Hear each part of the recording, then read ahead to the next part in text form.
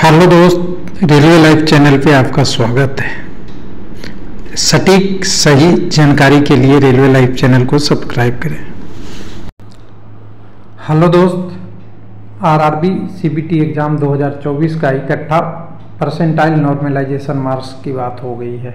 इस पे काफ़ी वीडियो बन गया, 2 बन गए। आपको समझ में आ गया होगा कि बहुत टेढ़ा खेल है, क्योंकि टोटल 5 वेरिएबल है, x1, x2, y1, y2 और x, और पांचों का डाटा आप सिमुलेट करेंगे तो बहुत अंतर नहीं दिख रहा है। लेकिन उसमें एक अंतर दिख रहा है कि जिसका बेस शिफ्ट से कम नंबर है उसके लिए तो दिक्कत हो रही है। इतना मोटा मोटा पता चल गया होगा आपको। लेकिन अब कुछ लोगों का कमेंट आ रहा है कि नॉर्मलाइजेशन स्कोर आरआरबी वाइज होना चाहिए, सीसीए का स्कोर कैसे जुड़ेगा, और आरआरसी लेवल 1 के लिए परसेंटाइल पे मेरिट बनेगी या नॉर्मलाइज मार्क्स पे बनेगी। तो अगर नॉर्मलाइज मार्क्स पे बढ़ेगी तो सीसीए को कैसे इंटरफेस करेगा, किसका नंबर कैसे जुड़ेगा। तो देखिए, सबसे पहला सवाल पे अभी यहाँ बात कर लेते हैं। नॉर्मलाइजेशन स्कोर आरआरबी वाइज होगा। मैं इसका 300% समर्थन करता हूं कि आरआरबी वाई नॉर्मलाइजेशन हो, या कम से कम ये हो कि जो शिफ्ट का एग्जाम हो रहा है वो आरआरबी वाइज ही हो जाए। अगर आरआरबी वाई नॉर्मलाइजेशन नहीं हो सकता तो RRB why shift wise paper करा ले, यानी 3-4 आरआरबी एक बार पकड़ लिया जाए, 3-4 आरआरसी एक बार पकड़ लिया जाए, जैसा कि पहले एनटीपीसी और ग्रुप डी में हो रखा है कि नॉर्थ का एक जोन पकड़ लिया, एक साउथ का पकड़ लिया, एक ईस्ट का पकड़ लिया, एक WR वेस्ट का कोई पकड़ लिया, और सबका सेंटर उसी हिसाब से डिस्ट्रीब्यूट कर दिया जाए, और इन चारों आरआरसी का बाकी आरआरसी से मतलब ही नहीं रहे, और इन्हीं का नॉर्मलाइजेशन उस शिफ्ट के लिए किया जाए। ये भी एक बेहतर तरीका है और इसमें भी बहुत सफलता मिलती है, मतलब स्कोर वेरिएशन कम हो जाता है, और ये ऐसा होता है तो बहुत अच्छी बात है। लेकिन नॉर्मलाइजेशन का जो नियम आया है उसमें ऐसा कहीं नहीं लिखा है कि मैं आरआरसी वाइज करूँगा। यहाँ सीधा सीधा लिखा है कि पूरे, यहाँ देखिए, यहाँ पूरा हर चीज़ लिखा हुआ है कि पूरे आरआरसी का हम स्कोर बनाएंगे, जिसको आरआरबी बाई आरआरसी स्कोर और के नाम देंगे और आरआरबी स्कोर देंगे। यहाँ पे ऐसा नहीं लिखा गया है कि एक आरआरसी का लिख करूँगा। पूरा ध्यान से पढ़ लीजिएगा था 5 नंबर पॉइंट।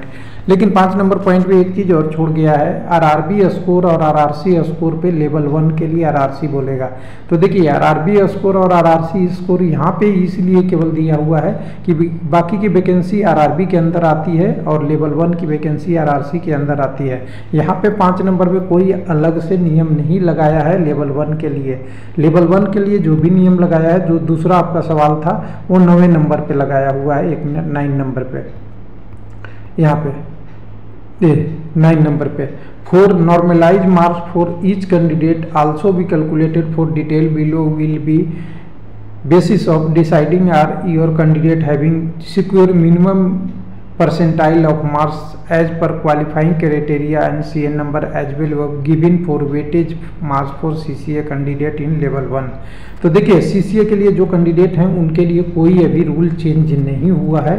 एक आरआरबी का नॉर्मलाइजेशन मार्क्स है वो सब के लिए हुआ है, जो ये 5 वेरिएबल के साथ हुआ है, ये ध्यान रखिएगा। तो उसमें लेवल 1 का भी काउंट होगा। तो लेवल 1 का A to Z कहानी, क्योंकि कुछ लोग 10वीं पे करते हैं और कुछ लोग ITI पे रहते हैं, उनको जल्दी समझ में नहीं आता, उनके लिए एकदम बिल्कुल LKG का बेसिक कंसेप्ट से बात करेंगे यहाँ पे। तो देखिए, लेवल 1 के लिए अब लिखते जाइएगा जिनका जिनका है लेवल 1 का। तो सबसे पहले आपका CBT होगा, ये सबको पता है। CBT से किस में जाना है, PET एग्ज़ाम टेस्ट में जाना है। एक ही CBT अभी तक है, फिजिकल एफिशिएंसी टेस्ट में जाना है। तो यहाँ का स्कोर को कैसे कैलकुलेशन होगा, आपका CBT हुआ, आपने क्या नंबर लाया, रॉ नंबर लाया, रॉ नंबर आपका कन्वर्ट होगा परसेंटाइल में। लिख लीजिएगा, कोई कॉपी करके फिर नहीं बता देगा, कोई बात नहीं है, परसेंटाइल में कैलकुलेट होगा। परसेंटाइल जैसे आपका सभी का कैंडिडेट का कैलकुलेट होता है वैसे आरआरसी का भी होगा। परसेंटाइल के बाद आपका ये नॉर्मलाइजेशन मार्क्स निकाला जाएगा, जिसकी हम फार्मूला के भी नीचे बात कर रहे थे। नॉर्मलाइजेशन मार्क निकाला जाएगा। इस नॉर्मलाइजेशन मार्क्स में जो नंबर आएगा उसका 30% आपका यूज होगा आपके लिए, जो मेरिट बनेगा उसके लिए। 30% नहीं, 33.13% होगा एक्चुअल में। ये आपको मार्क्स आपको यहाँ से उठा लिया जाएगा। बाकी जो 66.12/3% नंबर होगा, ये नंबर आपको CCA का जो एग्ज़ाम NCVT एग्ज़ाम दिए हैं या SCVT एग्ज़ाम दिए हैं, जो आपका कॉम्पिटेंसी का एग्ज़ाम है, जो रेलवे द्वारा अप्रेंटिस का एग्ज़ाम है, उसका नंबर जुड़ेगा और आपका मेरिट बनेगा। मान लीजिए कि अब एग्जाम्पल बता दूं कि आपने रोल नंबर लाया 60, परसेंटाइल आपका बन गया 90, फिर आपके 65 बन गया नॉर्मलाइजेशन मार्क्स। ध्यान दीजिएगा, पहले अप फिर डाउन। आपका 65 बन गया क्या, नॉर्मलाइजेशन मार्क। 65 सही होगा नहीं, मान लेते हैं हम एक एग्जाम्पल ले लेते हैं 60 एग्जाम्पल के लिए, इधर 65 ले लेते हैं तो सही रहेगा। 60 इसलिए कि हमें कैलकुलेशन करने में यहाँ से 2/3 मार्क्स और 1/3 मार्क्स आपका CC अप्रेंटिस का, यही उल्टा हो गया था, तो CC अप्रेंटिस का होगा। तो 2/3 मार्क में अब ध्यान दीजिएगा, जो कैंडिडेट 60 स्कोर लाया, इसका 2/3 कितना बनेगा, तो सिंपल बात बनेगी 40।